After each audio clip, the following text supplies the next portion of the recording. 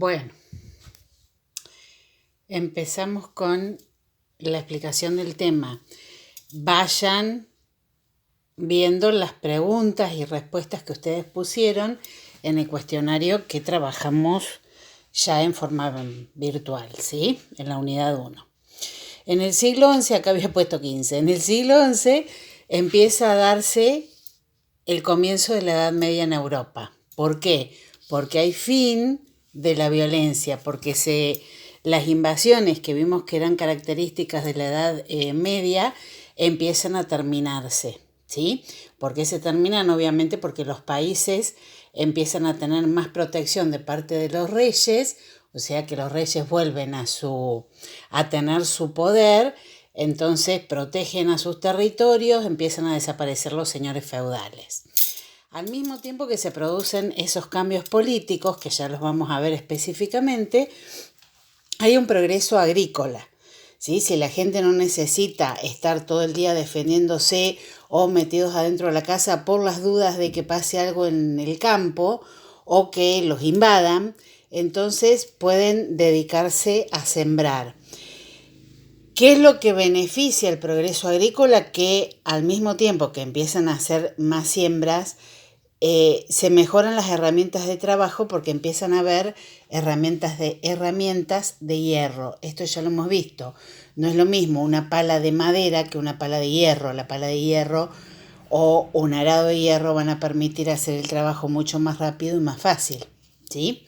Empieza a haber molinos y esto de la rotación trienal que hemos visto que era separar el terreno a sembrar en 3 partes. Entonces en una se sembraba, en otra la otra parte se dejaba en barbecho o descanso y la última parte era para los animales. Y al año siguiente o a la cosecha siguiente, cuando ya se había levantado lo que se había sembrado, se cambiaba. El lugar donde se sembró se deja en descanso, el lugar de descanso es donde van los animales y el lugar donde estaban los animales se siembra porque hay abono. Bueno, todo este progreso agrícola va a permitir que tengamos más alimentos. Como hay más alimentos porque hay más materias primas, la población va a aumentar también. Indudablemente la gente puede tener hijos y esos hijos no se van a morir de hambre, entonces obviamente las familias van a crecer.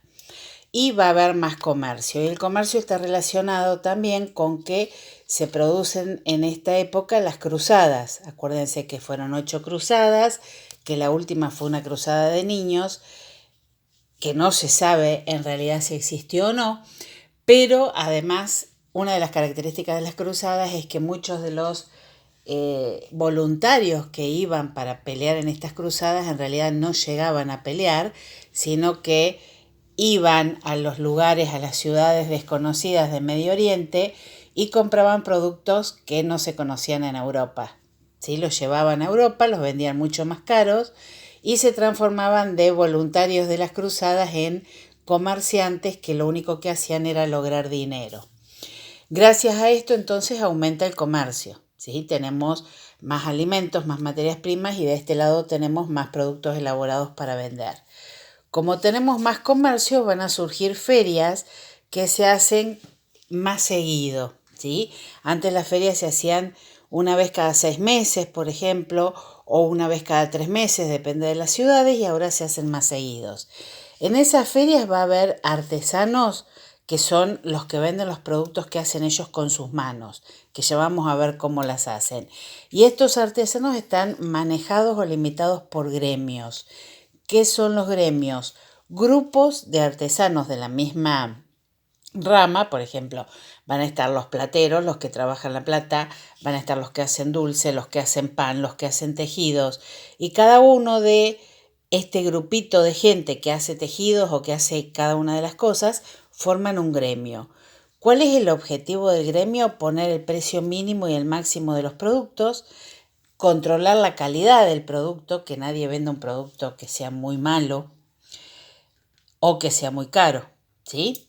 Bueno, además en las ferias van a surgir los banqueros, ¿sí? Creo que ya los hemos visto, son esas personas que prestaban plata, que controlaban que la plata fuese real, que controlaban el valor de las monedas. Y estos banqueros se llaman así justamente porque eran personas que tenían plata y que estaban en la plaza en un banco y por eso empiezan a ser llamados de esa forma. Y eran los que además cuidaban la plata de cualquier persona que se la quisiera entregar para su resguardo, a cambio de dinero, obviamente. ¿Qué otra cosa surge? Bueno, el burgués, ¿sí? Típico de esta época, va a surgir a partir del siglo XI. ¿Quién es el burgués? Este comerciante, el que fue a las cruzadas, el que no era nada, pero gracias a que se llevaba un poco de plata a las cruzadas y se escapó a alguna ciudad y compró mercadería y la vendió más caro y ganó plata, entonces el burgués empieza a ser diferente al pobre, ¿sí? Porque tiene plata. Entonces no necesita trabajar tanto, no necesita trabajar en relación con otro. Pone su negocio, se puede transformar en un banquero, puede tener artesanos que trabajen para él, ya vamos a ver con el sistema a domicilio. Son los que manejan la moneda, son los que manejan las ferias, entonces van a ser diferentes. Trabajan, no digo que no, ¿sí? Trabajan, pero trabajan menos o en un trabajo mucho menos pesado que un pobre, ¿sí? Y como son personas diferentes o se quieren diferenciar de los pobres, van a empezar a hacer sus casas con mejor calidad y más habitaciones, mucho mejores que las casas de los pobres, alrededor de las ciudades que ya existían. ¿Sí? Acuérdense que las ciudades estaban rodeadas normalmente por una muralla para protegerlo de las invasiones. Ahora se terminaron las invasiones, no hay más violencia, entonces se empiezan a surgir alrededor de las murallas viejas nuevas ciudades y esas nuevas ciudades van a ser los burgos, que son los barrios donde vivían estos burgueses, que van a tener mejores condiciones que los barrios de los pobres. ¿Está claro hasta acá? Bien, esto pasa en el siglo XI, o sea, siglo XI, XII, XIII vamos a tener un progreso en todos los aspectos, ¿sí? O sea, si yo tengo que graficar esto, voy a poner que en el siglo XI, se los escribo así porque es más fácil, XII, XIII, ¿sí? Vamos a empezar a tener progreso, ¿sí? ¿Qué pasa en el siglo XIV? Tenemos una crisis baja, ¿sí? 11, 12, 13 subimos, 14 bajamos. ¿Por qué? ¿Por qué hay poca producción? ¿Por qué se produce poca producción? Por una cuestión climática, ¿sí? Sequías, inundaciones y todo esto va a producir que haya peste.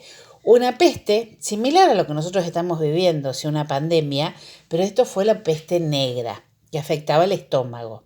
Era bastante más fea que la que estamos viviendo en la actualidad. Entonces, por esta peste hay muchísimas muertes, hay una reducción del 40% de la población. O sea, imagínense que de cada 100 personas quedaban vivas 60 y 40 se morían.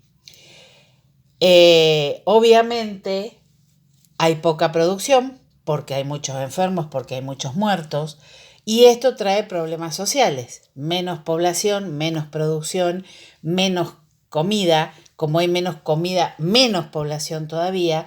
Sí, es decir, durante todo el siglo XIV, todo lo que acá se había logrado, acá se pierde, ¿sí? Y en el siglo XV es como que esto que venía bajando acá, lo sigo acá abajo, ¿sí? Viene bajando, bajando y en el siglo XV empieza a subir de nuevo. ¿Por qué? Porque se terminan los problemas climáticos que van a afectar los cultivos y lo mismo que acá, que hay más cultivos porque hay mejores herramientas, acá también vamos a tener mejores herramientas de trabajo.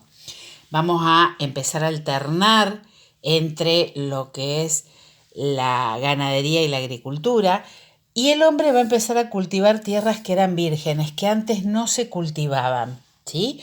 Entonces, si antes cultivaba 2 hectáreas, ahora cultivo 4, obviamente voy a tener más cantidad de productos, ¿sí? O sea, voy a tener más cosechas, pero además lo puedo hacer porque voy a tener mejores herramientas, ¿sí? Esas herramientas son la evolución de las herramientas estas. Acá ya habíamos empezado a trabajar con herramientas de hierro. Bueno, acá se van a mejorar estas herramientas. Pasaron 300, 400 años, ¿sí?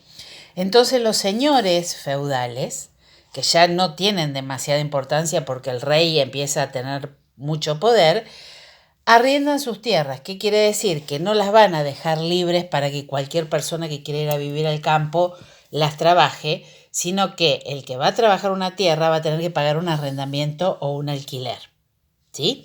Entonces el campesino que antes trabajaba una tierra común, un pedazo de tierra, y se quedaba con toda la ganancia que obtenía, ahora esa ganancia se va a quedar el 20% del campesino y el 80% va a ser el arrendamiento de la tierra, ¿sí? Porque es muy alto. Y otra de las cosas que aparecen en este momento son las asociaciones mercantiles.